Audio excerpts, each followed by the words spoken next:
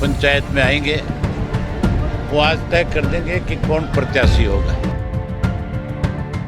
एलनाबाद में 30 अक्टूबर को उपचुनाव के लिए मतदान होगा, जिसके लिए अभी तक किसी भी पार्टी ने अपने उम्मीदवार का ऐलान नहीं किया है। बड़ौदा की तरह यहाँ भी सभी पार्टियां पूरे दमखम से लड़ रही हैं और सभी के लिए ये सीट साख का सवाल बनी हुई है।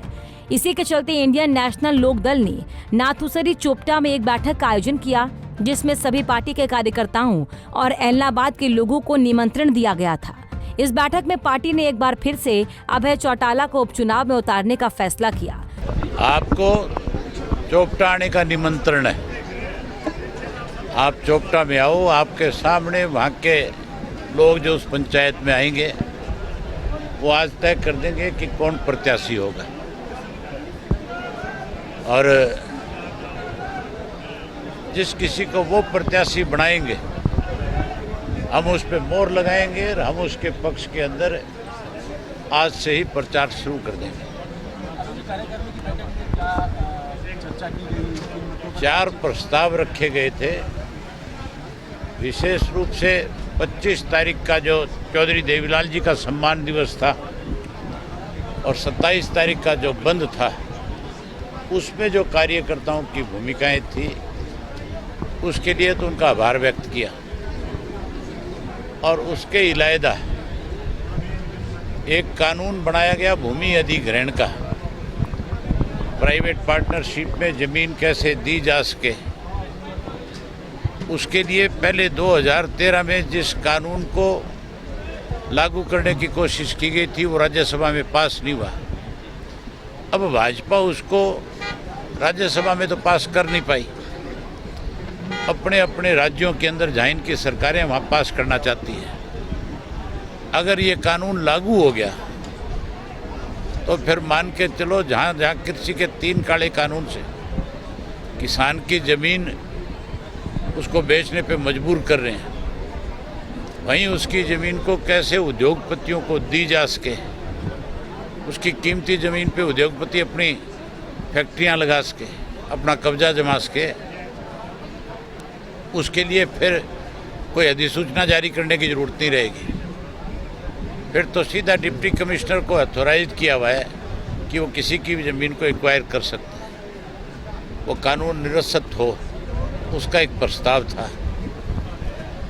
इसी तरह 2 प्रस्ताव और रखे हुए थे। एक हमारे संगठन को लेकर के था और एक प्रस्ताव जो था बढ़ती महंगाई, बेरोजगारी, इसको लेकर के था। हमने सरकार को लिखेंगे कि तुरंत जो है हमने जो प्रस्ताव पास किए हैं उनके ऊपर विचार करो और इस तरह की चीज़ थोपने की बजाय सरकार की जो जिम्मेवारी है उसका निर्वहन करो। अबे जी, मुकाबला एलनाबाद में क्या लग रहा है आपको? आईएनएलडी का किसके साथ?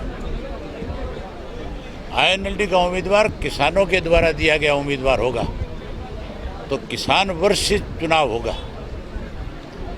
अब आप इस बात से अंदाज़ा लगा लो कि वो सारा रूरल बैकग्राउंड का एरिया है, टोटल किसान है उस इलाके में, हर आदमी खेती पे निर्भर करता है।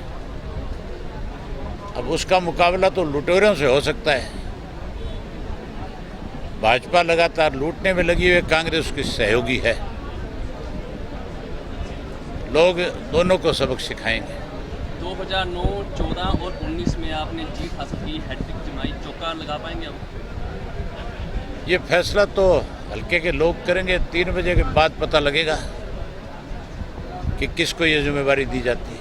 बीजेपी और कांग्रेस में कैंडिडेट को लेकर मंथन काफ़ी दिनों से जारी है। आप चौके की बात करते हो, मैं तो छक्का भी मारूंगा यहाँ।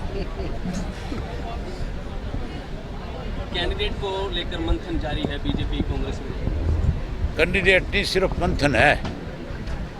कैंडिडेट बनाने से पहले तो ऑब्जर्वर लगा दिए, प्रभारी लगा दिए, सह प्रभारी लगा दिए, कैंडिडेट है ही नहीं। कांग्रेस मंथन कर रही है कि टिकट किसको दिया जाए, आवेदन कोई है ही नहीं। बिना आवेदन के मंथन हो रहा है, कोई टिकट मांगने वाला नहीं है, ये मंथन में लगे हुए हैं। दिवालिया नहीं पिट गया इनका। तो जी आज तय है कि कैंडिडेट डिक्लेयर हो जाएगा, आज घोषणा हो जाएगी, वहाँ पर लोग जो कहेंगे उसके बाद आईएनएलडी अपना जैसे लोग फैसला करेंगे आपको उसी वक्त उम्मीदवार का नाम बता दिया जाएगा। इनेलो की इस बैठक में हरियाणा के पूर्व मुख्यमंत्री ओम प्रकाश चौटाला, एलनाबाद के पूर्व विधायक अभय सिंह चौटाला सहित इनेलो के पदाधिकारी शामिल हुए। इस मीटिंग में चोपटा क्षेत्र के किसानों को भी निमंत्रण दिया गया था और उनसे विचार विमर्श करने के बाद ही इनेलो ने उम्मीदवार की घोषणा की। बहरहाल ये कहना गलत नहीं है कि एलनाबाद उपचुनाव में अभी तक इनेलो सबसे मजबूत पार्टी है। यही वजह है कि बीजेपी और कांग्रेस की नजर भी इनेलो के उम्मीदवार पर टिकी थी। सिरसा से सतनाम सिंह, पंजाब केसरी टीवी। हमसे जुड़े रहने के लिए हमारे YouTube चैनल को सब्सक्राइब करें और नई वीडियो की नोटिफिकेशन के लिए बेल आइकॉन को दबाएं। अगर आप ये वीडियो Facebook पर देख रहे हैं तो लाइक जरूर करें और ज्यादा से ज्यादा शेयर करें। धन्यवाद।